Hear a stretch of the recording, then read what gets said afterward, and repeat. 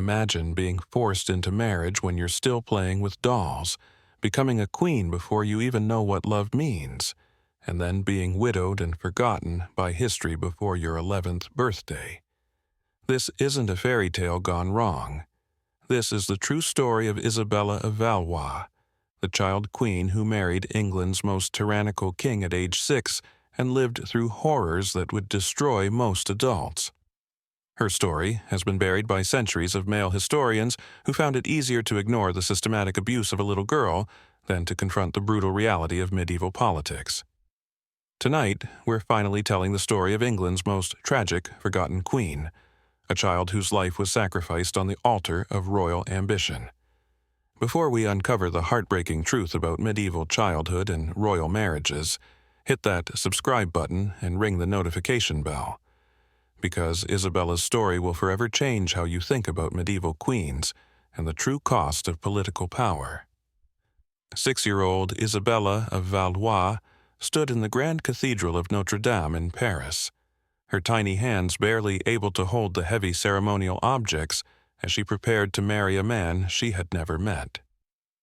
The year was 1396, and Isabella was about to become Queen of England through a marriage that would seal a peace treaty between France and England. She was so small that the crown had to be specially altered to fit her child-sized head, and so young that she likely didn't understand she was saying goodbye to her childhood forever. Isabella's marriage to King Richard II of England wasn't about love, companionship, or even compatibility. It was a business transaction designed to end the 100 Years' War between England and France. Her father, King Charles VI of France, was negotiating from a position of weakness. Known as Charles the Mad, due to his severe mental illness, he desperately needed peace with England to stabilize his crumbling kingdom. Isabella became the human collateral in this political deal. The marriage negotiations treated Isabella like a piece of valuable property rather than a human being. French and English diplomats haggled over her dowry, her future living arrangements, and even her clothing allowance with the same detachment they might use when discussing the price of grain or horses. No one considered her emotional needs, her education, or her physical well-being. She was 6 years old, but in the eyes of medieval politics, she was already a fully formed diplomatic asset. King Richard II, Isabella's new husband, was 29 years old, nearly 5 times her age. He was known for his volatile temper, his love of luxury, and his increasingly tyrannical rule over England.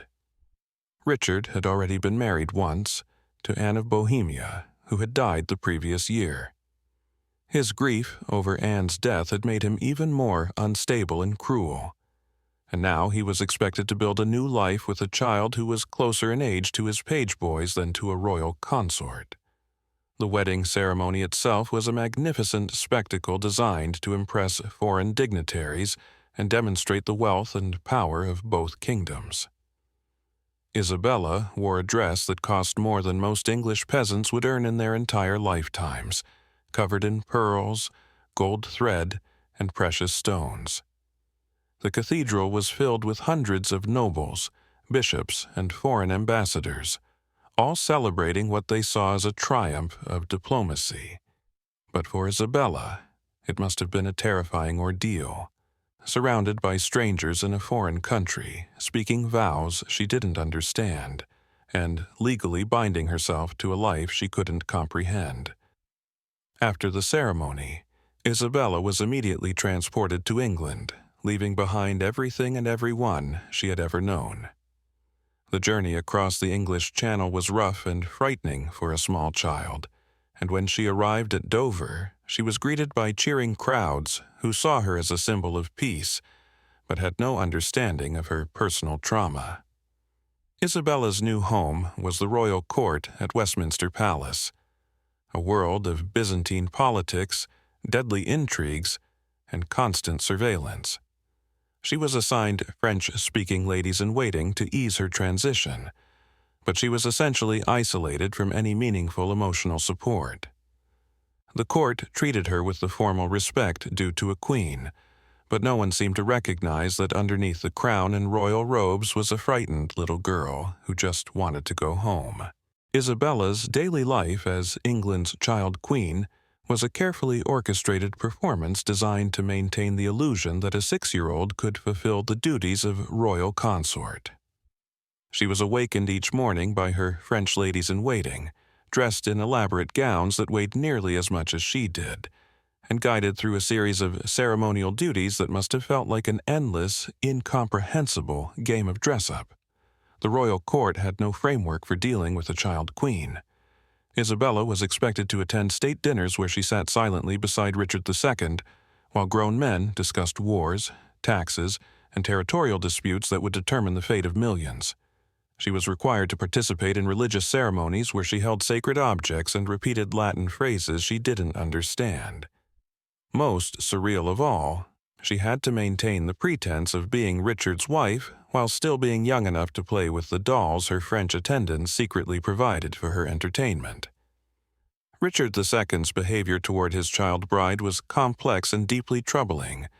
Historical records suggest that he treated Isabella with a kind of paternal affection mixed with the formal respect due to her political importance. He gave her expensive gifts, jewels, fine clothing, and exotic pets, but these presents felt more like bribes to ensure her cooperation than genuine expressions of care. Richard seemed to understand that Isabella was too young for a real marriage, but he also expected her to fulfill her role as a symbol of the French alliance. The psychological impact of this arrangement on Isabella was devastating, but largely ignored by contemporary chroniclers. She was isolated from children her own age, surrounded by adults who saw her primarily as a political asset, and forced to maintain royal dignity in situations that would challenge even experienced adults. She had no privacy, no freedom to express normal childhood emotions, and no realistic hope of ever returning to a normal life.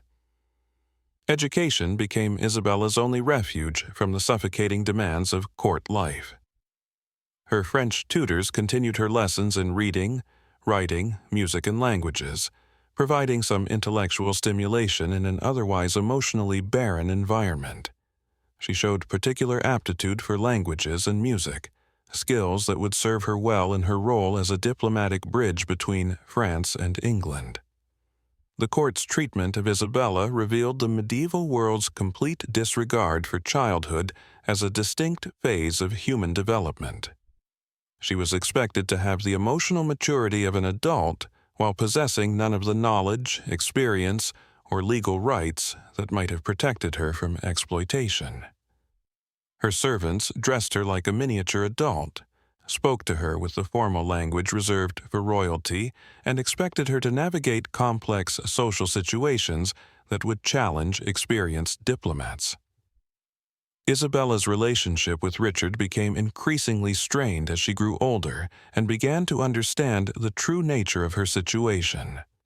She started to recognize that she was trapped in a life she had never chosen, married to a man she could never love, and serving as a living symbol of political arrangements she had no power to influence.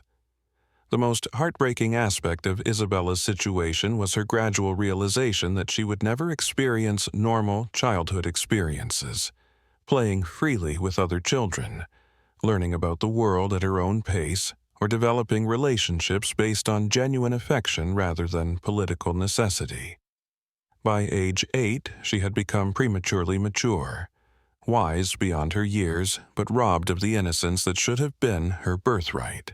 By 1399, Isabella had spent 3 years navigating the increasingly dangerous waters of Richard II's court, watching her husband's mental state deteriorate as his rule became more tyrannical and unstable.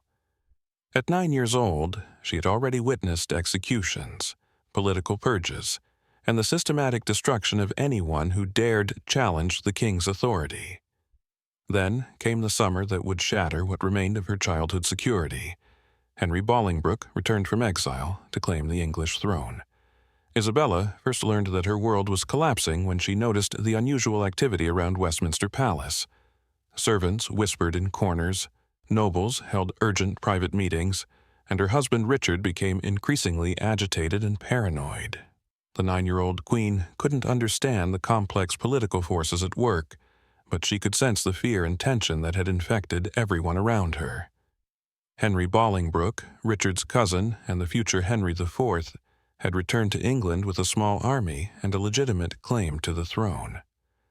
Richard's misrule had alienated the nobility, bankrupted the treasury, and created widespread discontent throughout England. What started as a challenge to Richard's policies quickly became a full-scale rebellion aimed at deposing the king entirely. As Bolingbroke's forces advanced toward London, Isabella found herself at the center of a political crisis she was too young to comprehend. Richard's supporters debated whether to use her as a bargaining chip, send her back to France for safety, or keep her close as a symbol of the French alliance. No one consulted Isabella herself about her preferences. She remained a chess piece to be moved around the board according to adult strategies. The final confrontation came when Richard was forced to abdicate in favor of Henry Bolingbroke.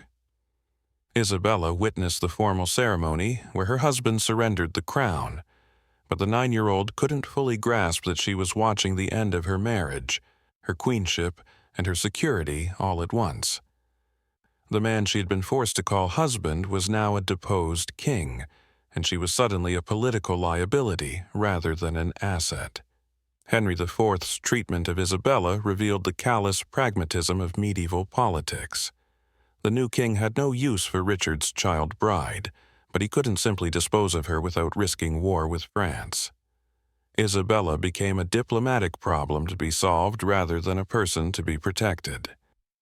Henry's advisors debated her fate in meetings she wasn't allowed to attend, making decisions that would determine the rest of her life without any input from the person most affected.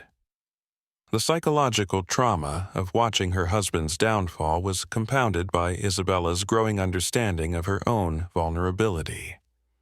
At 9 years old, she was beginning to comprehend that her entire identity had been built around being Richard's queen, and with Richard gone, she had no clear role or protection. She was too young to return to France as an independent adult, too old to be easily adopted into another family, and too politically significant to be ignored. Isabella's French attendants tried to shield her from the worst of the political chaos, but they couldn't protect her from the fundamental reality. She was now a widowed child in a foreign country, surrounded by people who saw her as either a threat or an opportunity, but rarely as a human being deserving of compassion and protection. After Richard II's death in 1400, 10-year-old Isabella found herself in an impossible position. A widowed child queen with no clear future in a country that no longer wanted her. Henry IV faced enormous pressure to send her back to France, but the political complications of her return created a diplomatic nightmare that would define the final chapter of her tragic story. The negotiations for Isabella's return to France dragged on for over a year, during which she remained in a kind of royal limbo. She was still technically Queen of England, but Henry IV refused to recognize her title. She was entitled to a widow's portion of Richard's estates, but the new regime was reluctant to honor those financial obligations. Most heartbreakingly, she was a child who desperately wanted to go home, but her return had become entangled in complex treaty negotiations between two kingdoms. Isabella's father, Charles VI of France, demanded not only her immediate return but also the restoration of her massive dowry, a sum that Henry IV's cash-strapped government couldn't afford to repay. The French court threatened war if Isabella wasn't returned with full honors and financial compensation, while the English argued that the original marriage contract had been nullified by Richard's deposition. During this diplomatic standoff, Isabella lived in a strange twilight existence at the English court. She was treated with formal respect but had no real power or influence. Her French attendants were gradually dismissed and replaced with English servants loyal to Henry IV. She was being systematically isolated from her cultural identity and linguistic heritage, a process that amounted to psychological warfare against a child. Finally, in 1401, Isabella was allowed to return to France, but the experience had fundamentally changed her. The confident little girl who had arrived in England as a symbol of peace was now a traumatized 11-year-old who had witnessed the brutal realities of political power. She had learned that royal titles offered no protection against the whims of ambitious men, and that even queens could be discarded when they were no longer useful. Isabella's story should have ended with her return to France and a chance to rebuild her life. But fate had one more cruel twist in store. She was quickly remarried to her cousin, Charles of Orleans, in another political arrangement designed to strengthen French noble alliances. Once again, her personal desires and emotional needs were sacrificed to political necessity. Tragically, Isabella died in 1409 at the age of just 19, possibly in childbirth. Her death barely merited mention in contemporary chronicles, and subsequent historians largely ignored her story. The little girl who had once been Queen of England was forgotten by the very people who had used her childhood as a diplomatic tool. Isabella's legacy forces us to confront uncomfortable truths about medieval society and the systematic exploitation of children in the name of political expediency. Her story reveals how young girls were treated as property to be traded between kingdoms, with no consideration for their emotional well-being or human rights.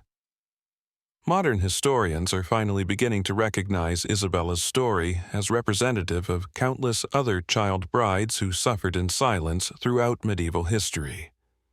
Her tragedy serves as a reminder that behind the grand narratives of kings and battles were real children, whose lives were destroyed by the ambitions of powerful adults who should have protected them instead of exploiting them. Final CTA.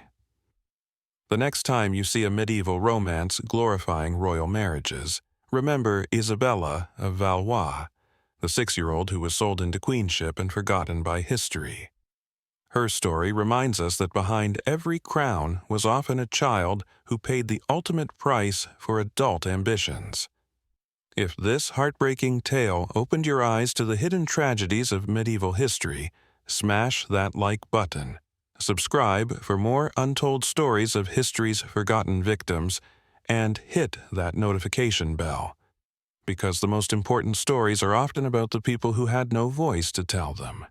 What other historical periods do you think hide similar stories of child exploitation? Share your thoughts in the comments below.